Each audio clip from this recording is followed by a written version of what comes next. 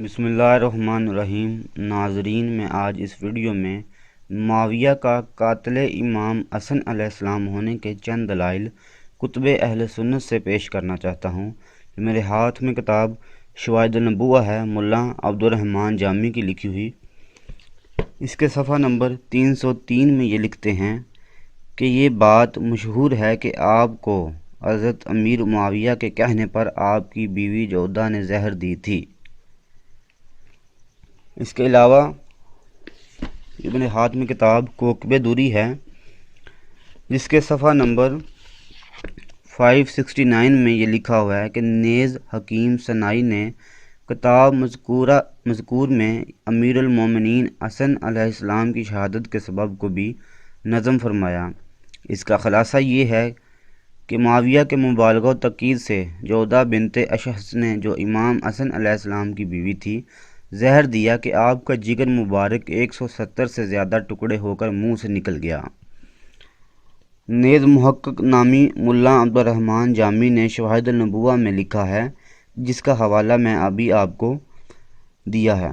मशहूर ये है कि ज़ौजा इमाम हसन अलैहिस्सलाम ने मुआविया के कहने से इमाम को जहर दिया, और रोज़ातुल सिफ़ा के तीसरे दफ्तर में मरकूम है कि जब मुआविया ने अपने दिल में ये बात ठान ली कि यजीद को अपना वली अहद बनाए और दुनिया के मशाइर और रोसा से इसकी बैत को ले, और ये बात इसको तहकीकन मालूम थी कि अमीरुल मोमिनीन हसन अलैहिस्सलाम के जीते जी ये कार्रवाई ना हो सकेगी, इसलिए मजबूरन रात दिन इमाम के दफ़िया की तदबीरें सोचता रहा।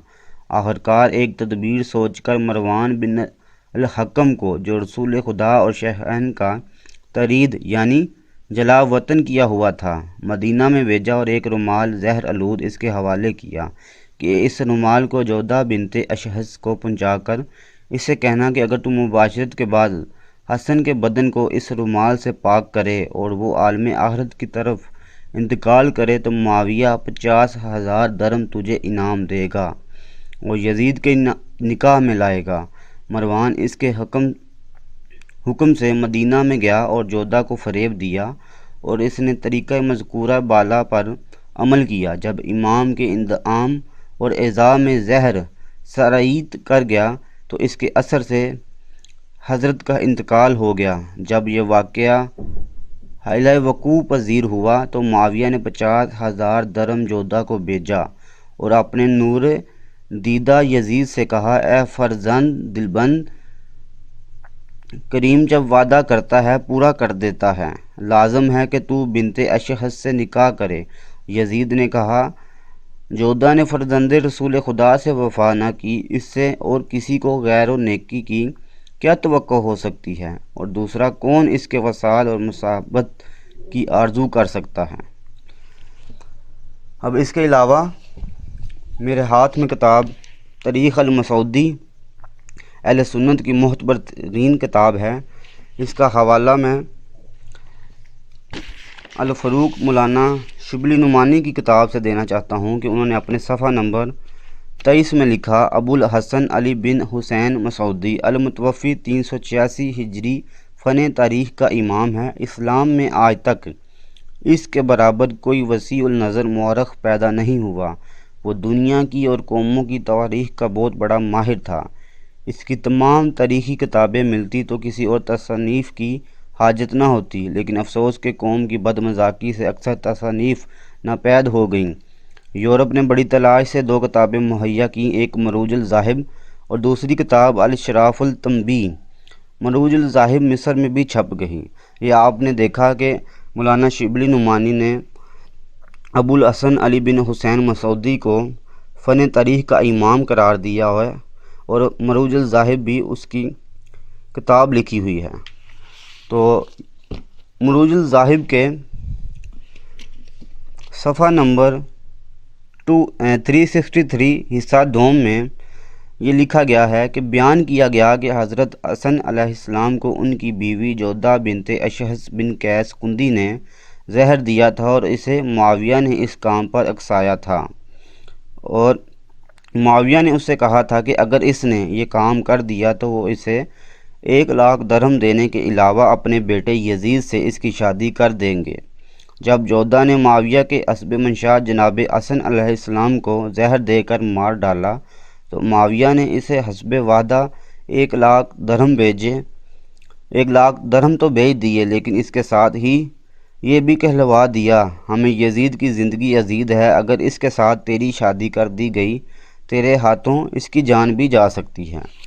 ابھی اس کے آگے صفحہ نمبر 366 میں یہ لکھا ہوا ہے،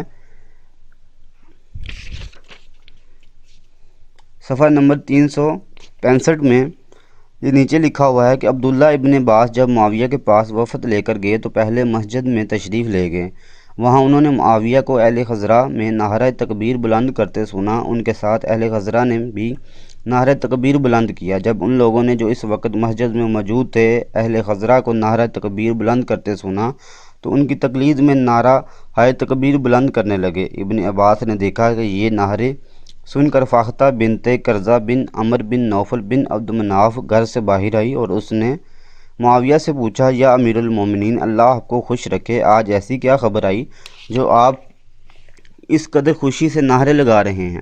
فاختہ کے جواب میں معاویہ بولے، حسن بن علی علیہ السلام کی موت کی خبر آئی ہے۔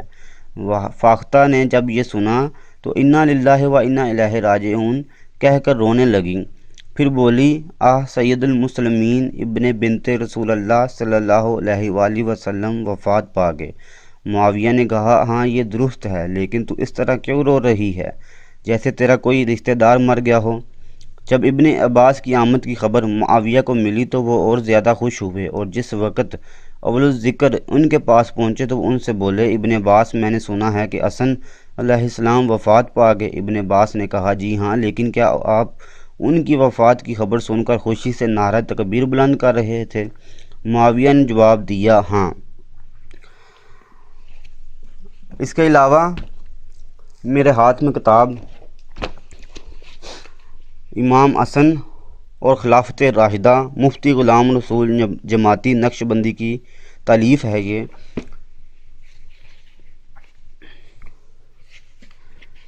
اس کے صفحہ نمبر 189 میں یہ لکھا ہوا ہے کہ حافظ ابن کثیر نے اپنی سند کے ساتھ عمران بن عبداللہ سے روایت کی ہے کہ میں نے بعض کو کہتے ہوئے سنا ہے کہ حضرت معاویہ نے اپنے خادم سے احسان کر کے کہا وہ حضرت امام حسن بن علی کو زہر پلائے۔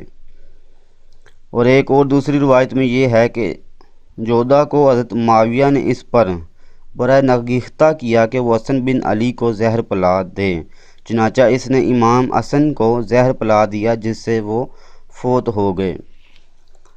اس کے علاوہ میرے ہاتھ میں کتاب مناقب ابو تراب ہے، علامہ حاجی سید خلیل احمد چشتی صابری کی۔ وہ اس کے صفحہ نمبر 320 میں لکھتے ہیں کہ خبر موت امام سن کر معاویہ کا یہ کہنا کہ حسن ایک نگارہ تھے جس انگارہ کو اللہ نے بجھا دیا۔ کتاب کا باحوالہ انہوں نے حوالہ لکھا ہے، تیسرا الباری فی شرح صحیح البخاری متعلقہ حاشیہ کتاب الفتن۔ معاویہ کو جب شہادت امام کی خبر پہنچی تو وہ بولا کہ حسن ایک انگارہ تھے جس انگارہ کو اللہ نے بجھا دیا۔